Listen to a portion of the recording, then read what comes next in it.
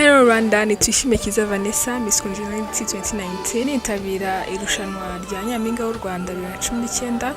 Nari mfite projet yo gushishikariza abanyarwanda kwinjira muri Ejo Heza program. Ubundi Ejo Heza program ni ikigega cyatangijwe na leta ibinyujije muri Minisiteri y'Imari n'Igenamigambi kugira ngo bashishikarize abanyarwanda muri rusange kwizigamira kugira ngo bazahabwe pension bageze mu gihe cy'izabukuru. Uko bizajya bikorwa, abaturage bari mu cyiciro cya mbere n'icya kabiri bazajya bizigamira amafaranga 15,000 ku mwaka, hanyuma leta ibongerereho 18,000.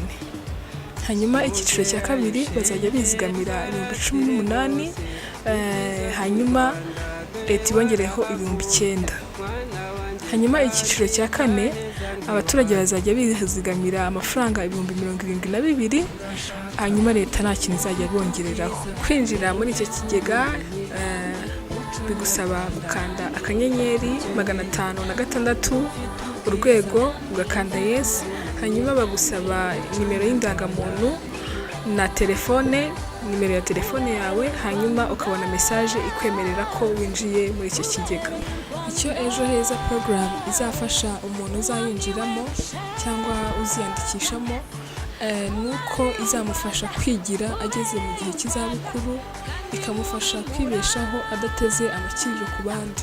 Kandi ikindi cyiza cya Ejo Heza program nuko umubyeyi ashobora kuzigamira umwana we utarageza imyaka 16, agatangira kumuzigamira kuko byazamufasha cyane mu gihe yazaba wenda umubyeyi atakiriho cyangwa umwana adafite ako kazi. Ni ikintu cyiza leta yatekereje kizafasha abanyarwanda bose kwigira kandi no gutera imbere mu buzima bwabo bwa buri munsi, kuko bazaba bizigamira mu gihe kizaza kugira ngo bazagire amasaziro meza.